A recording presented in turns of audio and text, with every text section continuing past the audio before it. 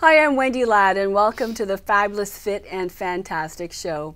I'm here live in sunny California, and I've got a phenomenal guest today.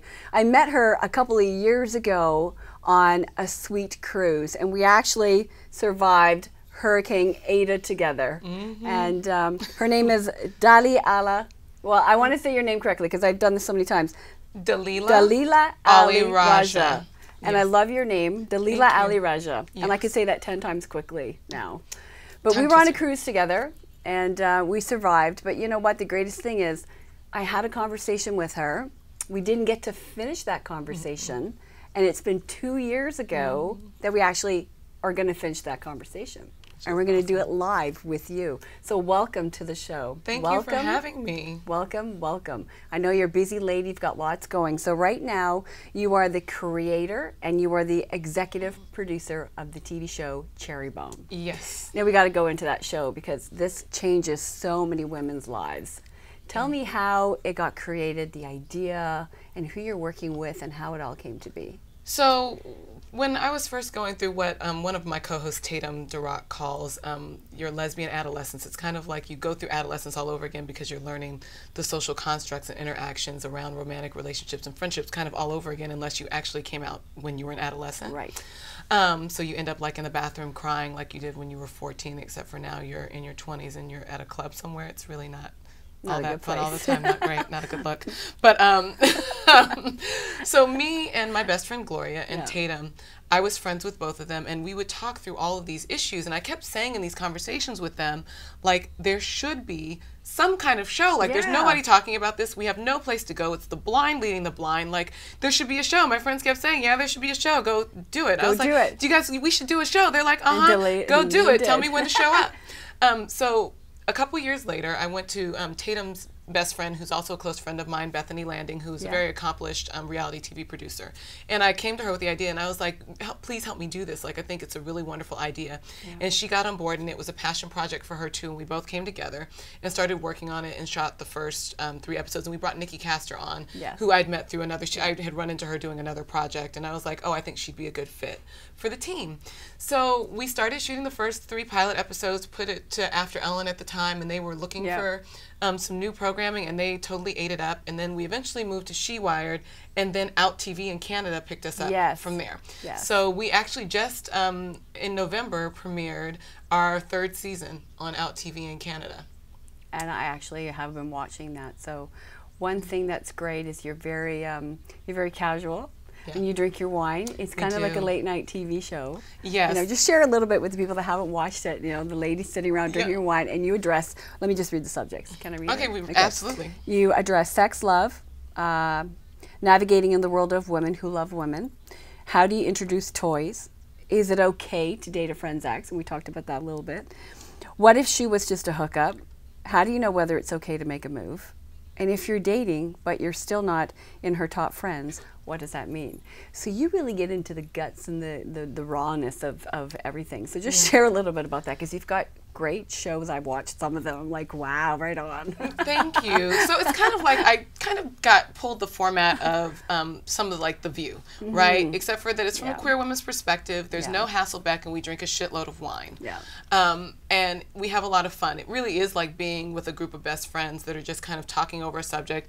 We don't agree on a lot of stuff, and every once in a while we'll agree on stuff, and we all have very different opinions on it. We talk about relationships. We talk very candidly and not always politically correctly about sex, relationships, the community, and we kind of, I'm bi, and then some of the other ladies are lesbian. We've got like kind of across the spectrum. So we talk boys, girls, pretty much everything. You talk about everything. So this yourself, Dalila, second person, ladies' names? Tatum Durock, Gloria Bigelow, and Nikki Castor. Okay. Yeah, and Bethany Landing produces the show with me. Okay. Yeah. And some of the subjects, do people write in and ask you? Oh yeah, they do, right? So yeah, that's one of the. Yeah, one of the components of the show is that we do like a little middle section. Like we have a topic for the show, and then in the middle we have a question of the week. That's something that one of our viewers wrote in, and we answer it, and then it's surprise questions, so we don't know what's coming. Like Bethany holds it and doesn't tell us what it's going to be. So we're sitting there, and so we're not prepared for it. It's not. It's all kind of like our live reactions to whatever it is that they ask, and they just read it to us, and we're like, oh. okay, well, whatever it is. And sometimes they're kind of outlandish. Like we've had things like, where, what like, are some of the things people ask there was one girl, give me the outlandish, who wrote in, and she had had a hookup with some girl a few times, whatever. They kind of were cool, but they weren't really good friends. And then, you know, fast forward several months later, she starts dating this much older woman, totally falls in love with her. Like they decide they're going to really, you know, she wants her to meet the family. They're going to be together forever. She walks into the family meeting and realizes that the woman's daughter is her hookup. Oh, that's that she'd been hooking up with right before she got with this woman, and then was trying to figure out whether or not she should tell. Did she tell? Or keep it a secret? Well, that was what she was asking. So she actually didn't her? write us back and tell us what we all told her different things. Some people were like, tell. Some people were like, don't tell. Some people were like, get out. Get out now. You got to go with your heart, whatever. Yeah, you got to get. And I was like, I feel like if it's really a deep love and you feel like this love of your life, you're going to have to deal with it. So you have to talk. You have to deal with it eventually. Yeah, but some of the girls were like, just get out. Just get out of the relationship. It's just way too messy. Just get out. Just get out. So I wonder whatever happened. I don't know. We don't always know. We give them the advice, and then, you know, every once in a while we'll get, like, we got one girl who was really having difficulty communicating with her partner and coming out of the closet, and asked us for advice, and she was really sweet. She actually did write us back and said the advice really helped, and they were moving through some things. We've gotten some like that are really actually pretty incredible, where we had one about arguing effectively, a show that the whole subject matter of the show was arguing effectively and productively versus something that's, you know, degenerates the relationship. And one of the girls wrote us in saying that she'd never thought of it that way, and her girlfriend had watched the show. They were long distance. They got to see each other, and they hadn't seen each other in ages, and they had a huge blow-up fight. You know, probably just the tensions of building. But she said because they'd watched the show, they were able to move through it and move to the other side of like a major breakthrough in their relationship. And she wrote us to actually thank us, to tell us how much it was helpful for them. Well, before we started actually taping, I shared with you, I had met you a couple years ago. We started a conversation, and I've thought about you for a couple of years now, and I'm like, we need to finish that conversation. And I said to you, with everything that you do, because I know you're also an actress, we're going to get into that as well, but also you're very intuitive. You do chakras and all the things you do. We had to talk about energy and personality. We never got to finish it. And I walked away thinking, wow, what a wonderful woman that was. And the thought process of how you thought. And I kept thinking, when I go back to LA and I do my Fabulous Fit and Fantastic show, you're going to be a guest. And we're going to finish that, and here we are. But the thing was, I had shared with you, do you actually realize how many people's lives you touch just by doing you? You know, sometimes I do and sometimes I don't. I don't think it occurs to me sometimes how far the ripples go. How big it is. Yeah, you know, like when I talk to clients about it, because I do like life coaching and healing work, I tell them the same thing, because like a part of it's getting to your authentic self and being who you are and realizing your innate value, completely separate of the things that you do. And I think for me, having gone through healing, a part of my journey has been that I'm so used to healing and having the answers and giving to people in that way, that there was a period of time where that's a lot of where I placed my value, isn't being able to do that. So the idea of like, okay, well, if I don't do that, or if I'm not the one with all the answers and I can't solve all the problems and I can't fix all the things, then where is my value? Where's your value? And really getting to that, my innate value of just walking through the world being in my joy actually gives a gift to the people around me. And it does that when anybody does that. Yes. And you're a great example of sharing with the world how to do that, or why we should all do that. So I just want to say thank you for that. Thank you. You know, we're here 2 years later, and I was able to tell you that. So it's very important that you're actually on the show. So another great thing is I saw you on Grey's Anatomy. So you're an actress, so let's just talk a little bit about that. I've got a whole list of credits here. So, you know, you've played the lead, you've played supporting, you've won awards, you've been featured, you've co-starred. What was the best one, or your most favorite one that you ever did? You know, as far as like a role, and it wasn't a television role, as far as like roles that I've done that I loved, it is a play called Bluebonnet Court, which was a new piece at the time. So I originated the character. Really fabulous piece set in the 40s, which I just love period pieces. I'm just a nut for them. I love where I get to dress up in like old costumes and do the whole thing. And the character was just so fascinating to me. She was a queer woman, African-American woman in the 40s, in the middle of the Deep South. Wow, that'd be rare. Yeah, and or at least that she was even aware enough to be doing anything about it. And she was working the small motor court. The play was written by Jaja Gershik, and this Jewish woman who was a writer from New York basically had a problem with her car and got stalled out there, and they ended up falling for each other, and it completely transformed both of their lives, that this falling for each other happened, right?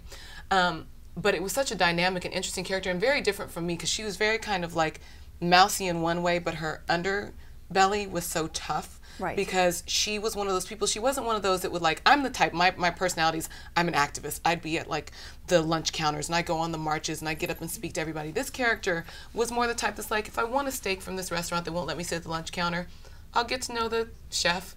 I'll get it from the back door and probably get it, and I won't even have to pay for it. Like, she like got what she wanted, but without having to do all of that, right? Yeah. So like finding that part of me was really interesting for me, and it won the GLAAD award that year for Best Theater. Right, I saw that. Yes, which was awesome, and it got written up in a lot of things. But I just think going on the journey, and for me, it was also I was coming out of my marriage at the time, so a lot of it, this movement of her through her rebirth, was also me going along this journey of me through my rebirth in my life.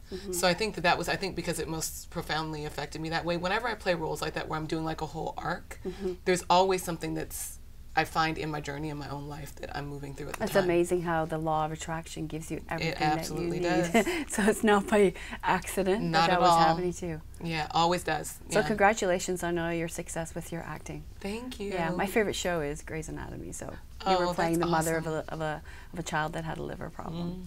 So I'm like, I know this lady. So that's awesome. Yeah, no, and it was great to work on that set. The people were awesome. It's a great family. Did you get to not with everybody. With them, they actually keep you separate, other than the people you're in the scene with. So, like the 2 actors I was in the scene with, well, 3, because Peter McNichol was also in that with us.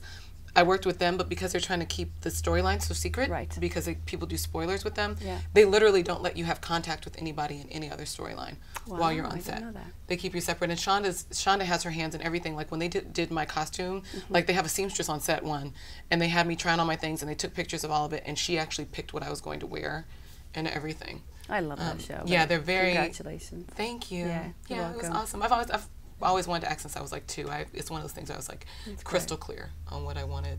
Well, speaking of crystal clear, you're also very intuitive. And we had a really great conversation before I flew here about understanding your alignment and your chakras. And I'd like to share that a little bit with people, because Fabulous Fit and Fantastic is about beauty from the inside out. We talked on the phone about getting intuitive of your own self. We talked with Lisa Nichols a little bit about understanding who you are, accepting it, moving forward, having your breakthrough. So just share a little bit, what do you do with teaching people how to get in alignment first with their chakras? Well, what I do is chakra clearing, balancing and charging, and etheric cord cutting, which if you have never heard of etheric cords, we connect energetic cords to people, experiences. If you believe in past life stuff, sometimes we'll have connections to things that are past life things. And I go in through each chakra center and I can see where you have cords connected that haven't been released, and I work with a lot of angel energy and fairy energy and release them that way. And you can kind of feel where you have those imbalances and what's kind of going, and blocks going on around things. So, and I also do fairy card reading, so I'll help people see, kind of get insight into what's going on in their situation. Connected, a lot of times it really does have to do, it's like a through line that connects from what's going on now all the way back through childhood, that most of us haven't just connected the dots yet to what's the underlying thing for us. And so once you see the pattern, which, and I always say I do all this stuff in layers and in concert, so I do all kinds of my kind of healing work, stuff like Reiki and that other people do, plus therapy, honey. I'm an advocate for therapy. I say like all of it layered together really helps. But like your base chakras, like the bottom 3 really deal with like your survival, your sexuality and your creativity, your willpower and your self-esteem, your self-confidence and your self-worth. Then you have like your heart, your communication, like the way that you see and what you're open to, your third eye, like, you know, intuitive information. Yeah, and then like your crown chakra, where you let in spirit basically, and let in that kind of feeling tone. So when those bottom 3 are out of alignment, those are the things that like create issues around your self-esteem and around a lot of times our money, like when we're having imbalance around money or flow. Can you actually physically feel an indifference happening? Do you feel, Sometimes, and some people, like physical manifestation of energy is always like the last out picturing, which is why it's also the last thing that changes when you start shifting the stuff on the inside. But sometimes you can, like if you have constant like stomach problems, a lot of times that's something out of alignment with your creativity, your sexuality, or your will, because it's all in that area, you know. And so I help people kind of identify that stuff, and then I do like the energetic balancing on it to help them kind of release the stuff that's blocking it and to get them more in alignment. And I use crystals to help me do that. So there's certain crystals that correspond. And crystals have their own innate energy, like their own kind of frequency basically that they operate on. So it actually doesn't matter if you believe in them or not. You can just kind of stick them in your pocket and they just kind of do what they do. So I carry my own little bag of crystals and my own little not rocks, but they're kind of like a rock, but more so crystals. I carry like 10 of them, and they all represent something. So I like to think I have my little bag of alignment. I love my rocks, honey. I carry a lot of rocks. So what's happening for you now? Like your life as you live it now, you are really big into doing this, right? How do people find out about you? DalilaFairy.com. Dalila? Yeah. DalilaFairy.com, and it has like all my stuff up. And if you wanted to see stuff about my acting and like my reel and stuff, you can either go to IMDb me slash Dalila Ali Rajah. It's a huge list. Yeah, I was like, oh my gosh, there's so much stuff there. Yeah, or DalilaAliRajah.com. But for my healing work, it's DalilaFairy.com. And I'm also a painter. I do visual art, so I do like crystal gridded paintings that change the energy in spaces for people, so that when they're wanting to align their space with what they want, I paint them and I put like crystal fragments in the painting so it's energetically aligned. Awesome. And then grid them with mandalas. Is that on the on your website? Actually, the pictures aren't up yet on my website. It's on my Facebook though, which you have my Facebook. Okay, I have that. So tell people where they can find you. Facebook as well. Facebook, which again is just it's facebook.com/my Dalila Ali Rajah. Almost everything is just Dalila Ali Rajah with no spaces in it. Okay, and Cherry Bomb is also Cherry on Bomb, cherrybombtv.com. And you've moved over to She Wired. We did, although we're not airing new episodes on She Wired, although you can see a few of them. Where do we see the new ones? The new ones are on Out TV, and season 5 hasn't premiered yet, and we haven't found a home for it yet, but it'll be coming soon. It's been shot, we just haven't found where it's going to air yet. But. So you definitely want to go check that out. So I had never watched your show, but I had met you a couple years ago, and I started watching all your shows. I'm like, yeah, I'd like to know the answer to that. And I was on the cruise. There was like 1,000 ladies, lesbians on that cruise. And I must share with you that that cruise, all the women that were on that cruise, totally changed the way that I thought about truth. Oh, yeah, huge. Awesome. Huge. And I found that everybody on that cruise was really just, this is who I am. Yeah. Take it or leave it, love me or don't. And Shawnee Harkins was there with me. I was with her doing our body wrap and everything. She was doing a boot camp. And I had the pleasure of just being a spectator as well as doing all the measurements. But I would go to my room at night and I'm like, what great people I met on that cruise. And I made a lot of friends from that cruise, you know, and I'm still in contact, such as yourself. But I've been able to make a lot of friends. So I've learned a lot about just sexuality, about being, about truth. Mostly I think about accepting of others. And just being fabulous in your own skin. Yeah, which is, you know what's interesting? Not so easy. It's not always, because I think a lot of times we judge what we think other people are going to be judging. Whereas most of the time, and I tell my clients this all the time, I'm like, most of the time it's just not about you. Like whenever anything is going on, they really aren't. They are way too worried about what's going on with themselves to be thinking about you, trust me. You know what I mean? Like it's just not just like you're so focused on you and your things. Even if something comes up as a small blip on the radar, people are so back into their own shit so quickly. Like they just go, they just flip it. They just go back, you know? And I think that whole living the truth thing, I think it's incredibly important. One of the beautiful things about the show is we get an audience of a lot of gay men and straight women, actually, because there's so much relationship stuff that people can really use it for everything. Relate. But I actually think like queerness is actually, I think, a real amazing blessing. And I think people think they're like, oh, we're born this way and it's like this thing we have to bear. And I'm like, I think it's actually something really incredible, because we are motivated by love to live in our truth. And love is such a powerful motivator in the world. So like for most people, everybody's trying to get to living their truth. Like that's what everybody wants. That's what brings people ease, is that you become more and more accepting of who you are inside, more and more living your truth as you walk through the world, right? So when you're queer and that's being motivated by love, you have like such a powerful thing, and everybody's trying to get there, but it may be somebody's truth to, you know, make clay pots or go out and save all the animals or whatever the thing is, their passion, right?